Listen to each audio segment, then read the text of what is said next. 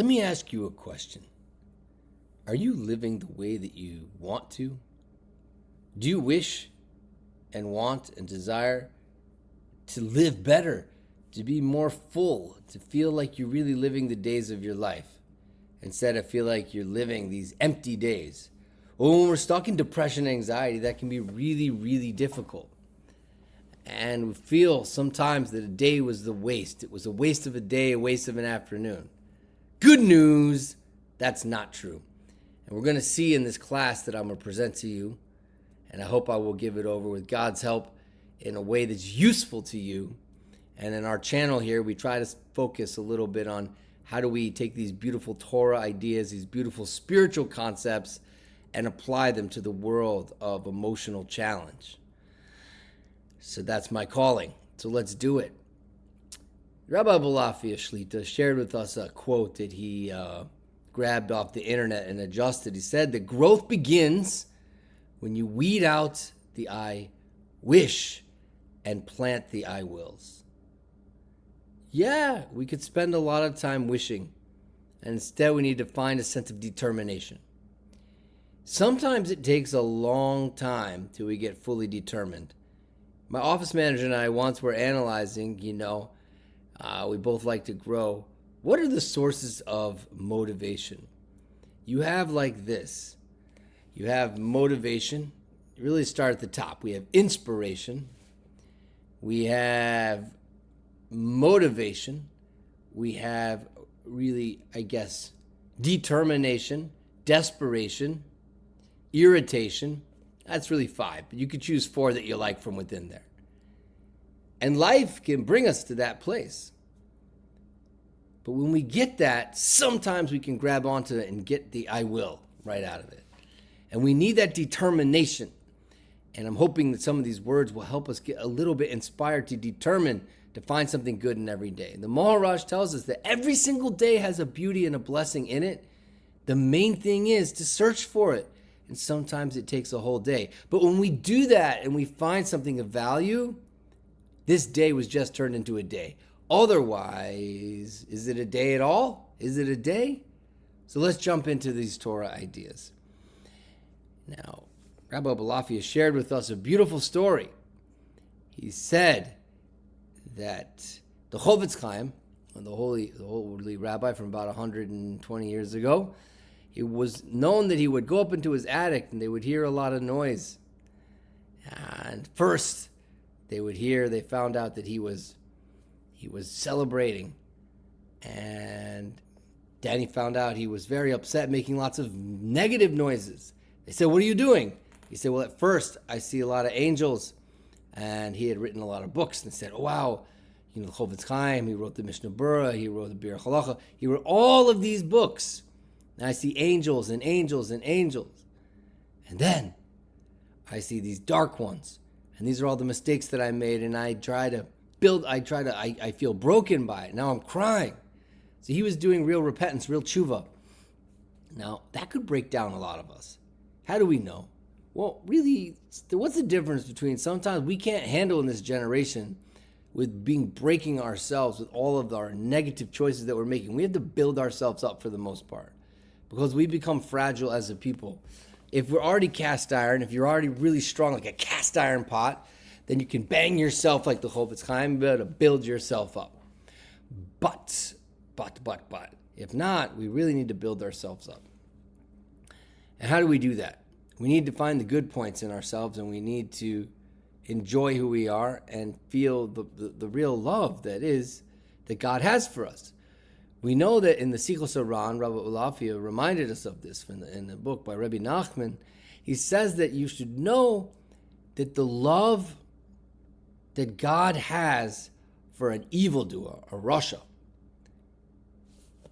is very, very intense, to the point where if you take somebody that you don't like, okay, think of someone you don't like, fine.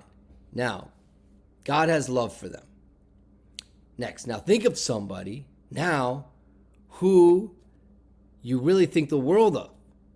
I want you to think about them. Great. All right. And you feel the most intense love for. Now, multiply that love times 100, 500, 1,000, 10,000. And Rabbi Nachman points out that one drop of God's love for the evildoer is greater than the most amount of love that you can feel for the person who is the most inspiring in your life.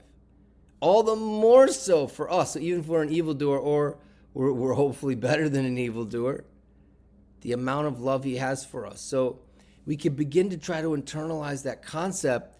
We're going to feel better about ourselves. We're going to build ourselves up. We're going to have more passion and determination. And we're going to be able to begin to say, I will. What do we do for I will with depression and anxiety? We have to choose small things that are significant. Opportunities come up for us when we have anxiety and depression. We can still do things. I will listen to my wife carefully tonight. I can't really do anything else anyways. And I will sweep the floor. I don't have to be, I wish I could just, feel better. Okay, I'm going to do something. I'm going to educate myself. I will go for a walk. We can take that little bit of motivation that we have and I will it. And it will help. It will help. We can't do it too much. Now, this is very important. Okay. There's a beautiful another story he brought to us by Ovadia Yosef. Rav Ovadia Yosef was known, there was a story about him that there was someone who was cheating. He was cheating in his, I believe, kashrus. I think he was doing some serious cheating in his area, in his city. And the rabbi put him in cherem. He said, you are no longer allowed to do business here and be part of this community. And he was exiled from the area. One day he came back years later and found this rabbi and wanted to take revenge on him. Came in with a pistol and put the gun right up to Rabbi Ovadia Yosef. So Rabbi Ovadia Yosef unbuttons his shirt. I'm not going to do that for you right now. And says to the guy, most people believe in two gods and one world. But I'm not afraid because I believe in one God and two worlds. What does that mean? That's like a very interesting story. It means two gods, that there's more than one power in the world. That maybe there's God, but there's also my power. There's other powers like guns and other people's choices. But Rabbi Yosef, the Tzaddik, was saying, no, I only believe in one God. There's only one source of power in the whole world, and I believe in two worlds. He was saying, someone who brings in one world means there's only this world, and then I'm dead. There's nothing else. There's nothing else. But I believe in two worlds. That means that I have this life, and then I'm going to another place, a better place. So I'm not scared of you. You can't do anything to me. You can't do anything to me. You have no intrinsic power on me. And I'm going to another world, so I'm not afraid. Wow, what a level to be able to internalize that. So you see that he had got to a level of strength and internalization that he's really living the fullness of his life. He's internalizing what it really means to be in service of God and not to be afraid. Now, this connects in many ways to living your life fully. Living your life fully, coming to realize and internalize Amunah. Amunah when we're in the darkest places, and Amunah when we're in the highest places. Amunah in the middle places. Amunah here, Amunah there, Amunah everywhere. Now, this idea of the fullness of life is connected. Let's talk about a little bit of this. The Mohorash in this beautiful book says here on page 403, a person who has but a bit of wisdom and equanimity will manage to avail of each hour of the day a bit of good in learning Torah and praying to God and doing good deeds and speaking of God to a friend. So giving us a list already of what is good going on. He considers a great loss every single moment that passes and keeps a very watchful eye upon his watch, as if it were a burglar stealing, for he perceives how the watch is stealing his time. A A person who takes care of his time and utilizes every day and hour in doing good truly merits to live a prolonged life. So time is not exactly 60 seconds for each minute, as he explains further. Furthermore, whenever our holy sages cited the remuneration of a good deed as being a long life, they meant that each and every day of his life will be greatly prolonged, for he will utilize each and every day very well, filling it with meritorious actions. This causes each and every day to be very prolonged, both in this world and the next world. So when we do good things and we find ways, no matter where we are in life, in our moods, in our situations, to do good deeds and mitzvahs to God and approach our challenges with a good attitude, with strength and with joy and entertainment and beauty, then we're expanding our days and time will get bigger. It feels smaller because I need more time today. But it's like a greater day, a day of more significance. It's a bigger day versus a small day. He goes on about the person who's not having that kind of day. A person, however, is very far from all of this and curses each day, saying that this day is not for me, lives a very constricted existence, and upon him it stated the verse from Job, a person whose days are short is sated with anger, for nothing remains of his day. Wow. So a person who doesn't have value in his days are very short. There's nothing remaining of it. And a person who has a lot of value in his day, the days are very long. What's funny is experientially, the better our day is, the faster it goes. It's like, oh, what a great day. I wish it could last longer. It went so fast. And a person who doesn't like today, it's like a watch clock. It goes on and on and on, and he could just wait for the day to be over. He can't wait. He cannot wait for the day to be over.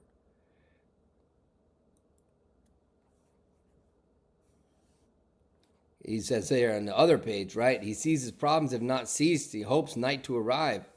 But it's just such a long day. I will need this day to end. I'm going to start over another day. So that's a waste of a day, really. It's a waste of a day. It'd be so much better for us if we could have a very long day. A day which we're very proud of. A day where we feel very good about. Now let's talk about this. This is a full day. And if you have many full days, that means a full life. And if I have a full life in this world, it gets reflected in the next world. So Rabbi Ovadia Yosef said, one God, one powerful God that gave me one life, and I'm going to have this world and the next world.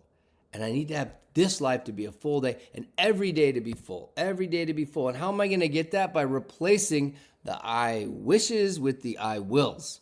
Because when I go to the I will mode, I start to do things in a determined fashion. And that determination causes the actualization of the various things that I want to be doing and am doing. But what's the formula for that? Let's go on. What is the formula for getting this more practically? Well, luckily, we have more beautiful aspects to share with you, and that will explain it. Looking into death helps us live life. And looking too much at life helps us live death. What? Because if I look into death, that's like what we said in the beginning. If I could taste a little bit of, oh my gosh, I'm not going to be around here forever, then I'm going to be able to remember what really matters in life and do things of value. Help people, give charity, listen to other people, do mitzvahs, try to build good things in the world. He gave us the list. Doing good, learning wisdom, God's word, praying, good deeds, speaking to friends, helping them. Now, if you have this, you have a full life. So we can contemplate a little bit of death every day. It doesn't mean to sit there and meditate on bones. I remember a long time ago, 27 years now, I was in Thailand. And one thing, I went to this jungle in the south part of Thailand, and I went to a monastery. and wanted to see like a jungle monastery where they meditate. They had these huts in the jungle, in the jungle, these huge trees, like bigger than this counter. And then there are these little huts. They're just big enough to lay down in. And there's like a path out in front. And then they just walk back and forth, this walking meditation, like 5,000 times, back and forth, back and forth. My ADHD, it could kill me. Back and forth, back and forth, back and forth. Wow, what is this? What is this? On the one hand, this seems kind of silly. On the other hand, there's a lot of good. People really get off grid. They didn't even have grid that time, right? And they're going back and forth and back and forth. So but in the main sort of sanctuary that they had, they literally had skeletons encased. They had 3 skeletons encased in this main sanctuary room that they had, and they would meditate on a skeleton. Why would you possibly want to do that? And I think that it's sort of a little bit like we're talking about. They're getting in an extreme way a little taste that I'm not going to be here forever. They did a study. I remember one of the practitioners at the Center for Holistic Medicine, Dr. Bisegli, showed me this study. What do people say who are interviewed at the end of their lives? What do they say? They wish. They wish. And we're talking about the wishes I need to supplant into I wills and weed out the I wishes. What are the things that they wished that need to turn into I wills? They wish they had spent less time at work. They wish they had spent less time worrying. They wish that they had spent more time with family, more time exploring their interests, obvious things. But we lose track. We start thinking about life too much, about the nitty gritties. Oh, he said this, she said that. We all of a sudden in a constricted mind, a small consciousness. And so we look into death, we're going to live life. If we look into life, we're back in the world of death. So we have to be looking into a little taste of death every day. This could be my last day. Wow. I don't want to freak out. If that causes me panic, I'm back in one world, two gods. Life doesn't stop after today. But meaning, who said I have this beautiful, powerful opportunity every day? So there's someone in the Torah who is an Eshes Chayil, the most. She really lived life. We have in Parshas Chayei Sarah, it says, Vaychi Chayei Sarah ma'esh shana ve'esrim shana v'shana esrim shenei Chayei Sarah. Okay. In English, it would translate as, these are the years of Sarah's life. They were 100 years and 20 years and 7 years. 127 years. These were the years of her life. Again, these were the years of her life, 120 and 7. These were the years of her life. So the commentators point out, why do you have this redundant phrase at the end, beginning, these are the years of her life, and the end of the sentence, these are the years of her life? It says here, Rashi, to say, Kulam Shavim L'Tova. All of them were equal for good. Meaning what? All the days were good. All of her days had value. In other words, she lived 127 years out of 127 years. That's amazing. How many years did you live out of your life so far? Did I live out of my life so far? I'm 47. I don't want to think about it right now. But did I live 23 years out of 47? Did I live 41? 5 years? By the way, not for now, but it's never too late to change the past, so we can actually change the past and make, let's say I only lived like 20 years out of 47 based on this metaphor we're talking about. I can actually up that. Just like I actually learned that. Did you know that receding gums can go the other direction? I went to the dentist 2 days ago, and my gums were getting worse, and now they got better. The measurements were better. So it's a really weird metaphor, but guess what? Receding gums can go the opposite way, and so too we can make years and days that were death days become life days. And that's more through tshuva, and we're not going to talk about that right now. But what we can talk about is this holy prophetess and ancestor that we have, Sarah, the wife of Abraham, lived full life, all the days of her life. Shlomo HaMelech talks about this. The rabbi said in the Radak, but I see also other commentators, says here in Mishle, in Proverbs, Shlomo HaMelech, Solomon the king, wrote a beautiful poem about the ultimate woman. Some say it was about his wife, or maybe it was about his mother. Either way, it represents the quintessential feminine person and her unbelievable accomplishments spiritually. Oz v'hadar levusha v'tislach liyom acharon. Strength and splendor is her garment, and she laughs at the last day. Whoa.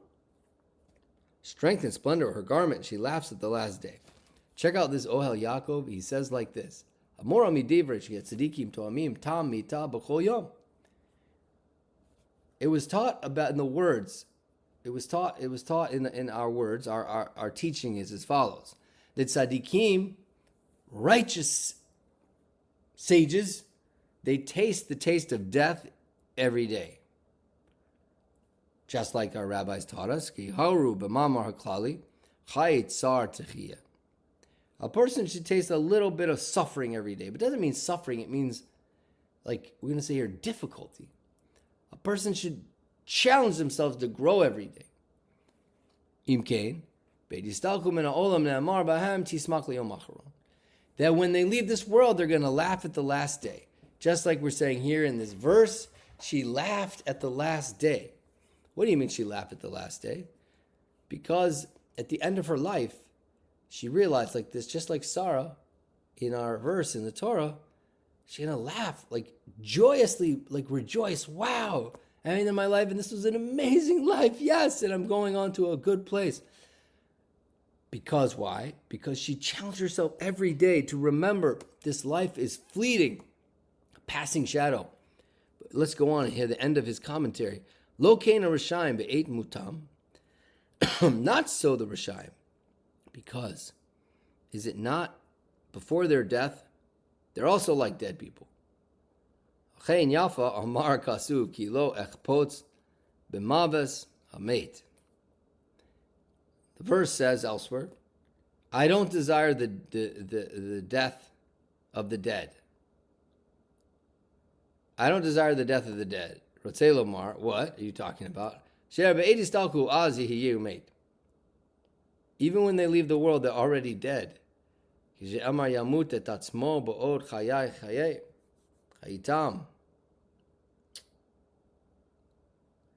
Zeu eshivi v'chayai. Zeu ein haTorah mekayim es b'nai. So, to explain, it follows that those who are living and those who are dying, who are in a death mindset we're talking about, the death are living dead. I get that. When I feel disconnected, when I don't feel a sense of purpose, when I'm not on a track somewhere, I can feel dead. My life feels dead. I feel dead today. I don't feel alive. I don't feel connected. It's the worst feeling, don't you think? Everybody listening, raise your hand if you think it's a bad feeling.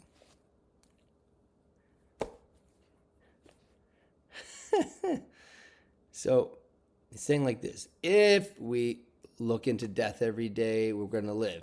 And if we look into life, we're going to be dead. We're always looking at the details. Oh, how come I don't have enough lemon juice? How come that guy didn't call me? How come? It's leading me to emptiness. Instead, I can look into there and challenge myself to grow every day. It says that a person who really pushes themselves every day to find a way to grow, to find a beauty and a blessing in every day, they will laugh at the last day. Meaning, they will laugh at joy. It'll be a joyous celebration of where they arrived. Sometimes it's so great when a client comes in and we don't have a growth session today. We have a celebration session. So we're talking about this woman who fulfilled all the days of her life. She lived every day of her life. She'll be full of joy. Well, the end of every day is a little bit like the end of a life. So can we every night, feel good and laugh and say, what a good day it was. It was a hard day, but it was a good day. I grew and I changed. So let's take the first half of the verse. Strength and splendor is her garment. What does that mean, strength and splendor? So strength, she worked hard. She used her muscles. And splendor, it really means beauty or ornamented. I was thinking, like, you know, that these are the two characteristics we need to enclose ourselves with every day on the outside. We need to try to be strong from the outside to wake up our insides, and we need to also have beauty. And this beauty will bring us, what does that mean? It means to bring beautiful experiences to ourselves and others. Put the beauty back in the moment, find the beauty in the experience, and work hard to do so. And if I clothe myself in those things, then I'll be able to really find the good in the day and live. And see if I got anything else for you.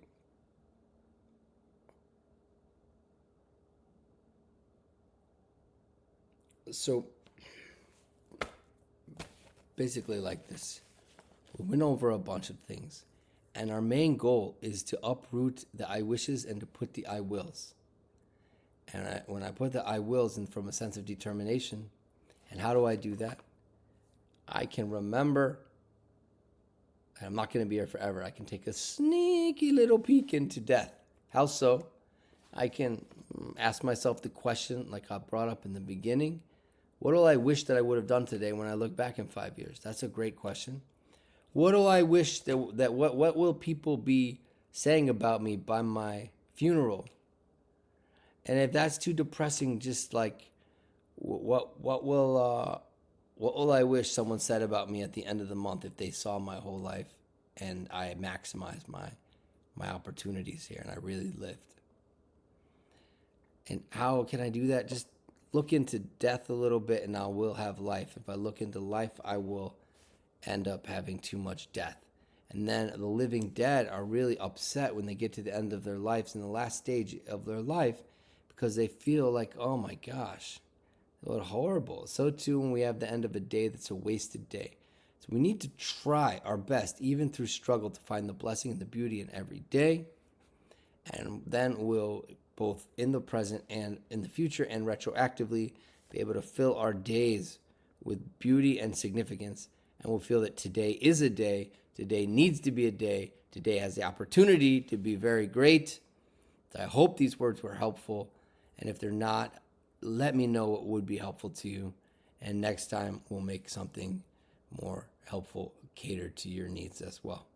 Have yourself a beautiful, beautiful evening, week, month, and life. Over and out.